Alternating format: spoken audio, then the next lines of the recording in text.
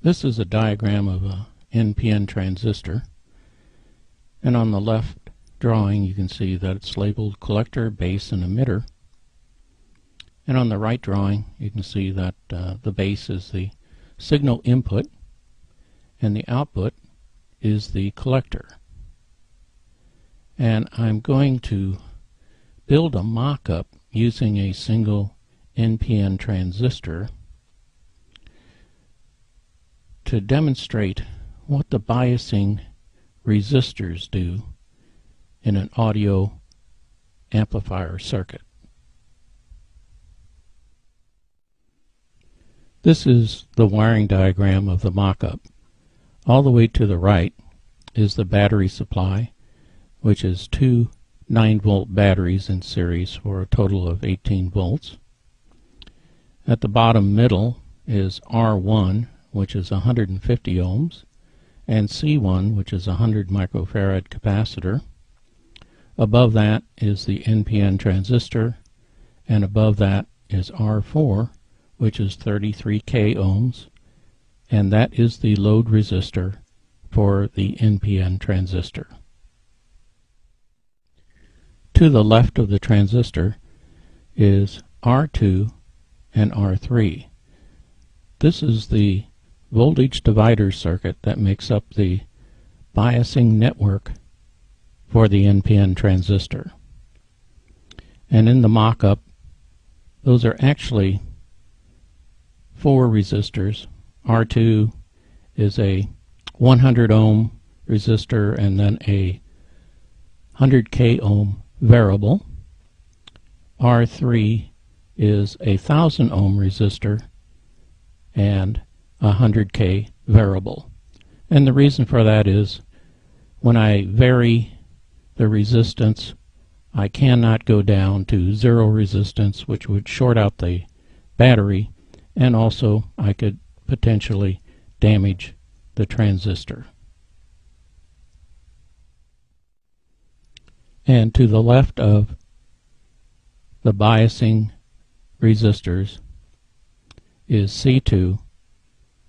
That is where the input is going to be applied to this amplifier, and it is a .02 microfarad capacitor.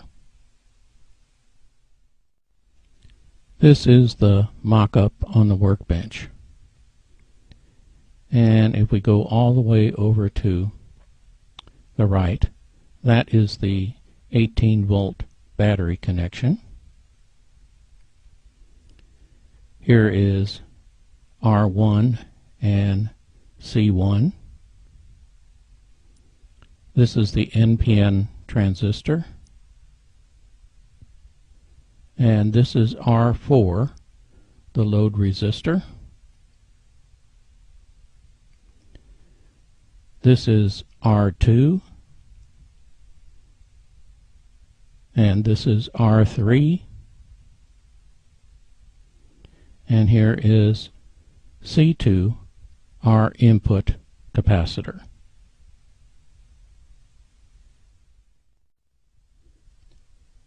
Let's take a look at R1 and C1.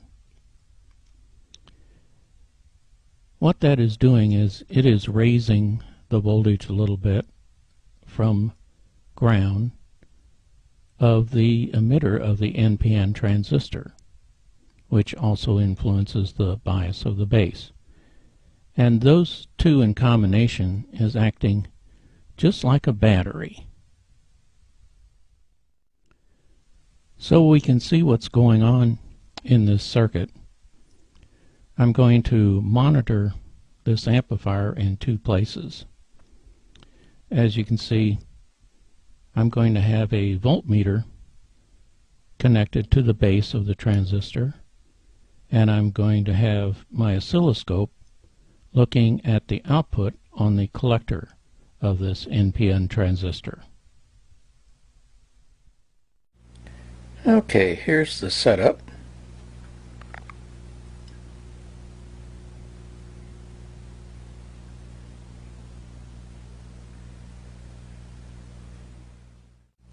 Okay, now I've got the 18 volts connected to the amplifier, And I have set the bias resistor so I have a nice signal at the output of the collector, and I measured the resistance of each, and R2 is 14K and R3 is 34K.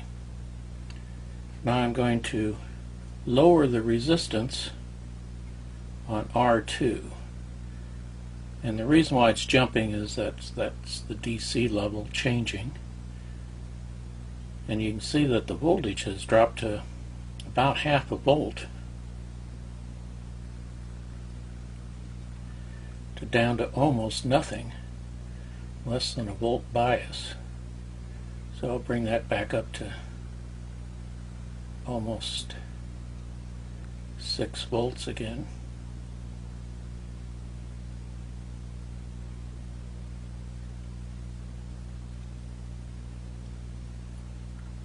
Okay. Now I'm going to lower R3. You see it, the voltage level is jumping in the other direction, and now the bias is getting higher. Notice that it's starting to clip. Now the signal's gone altogether.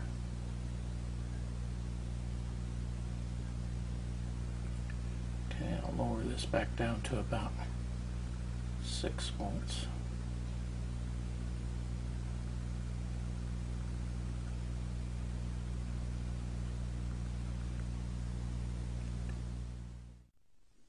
The two adjustments that I made on the biasing resistors, the first one was to lower the resistance of R2. And when I did that, the signal got smaller, and that's because the signal is being shorted out,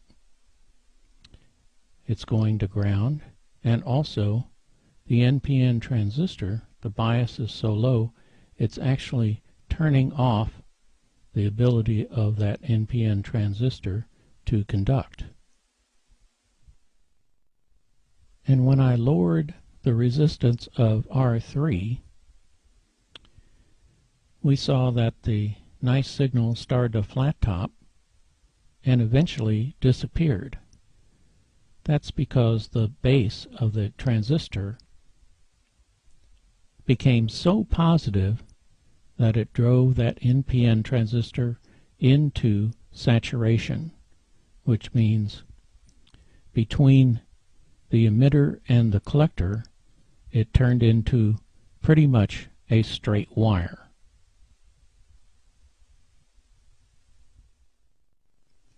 So when the bias resistors are chosen correctly, in this case R2 is 14K and R3 is 34K, we have a nice signal at the output. And also the resistance of both of the bias resistors are high enough that they do not short out the signal. And I got this information from engineering books and also looking at other audio amplifiers.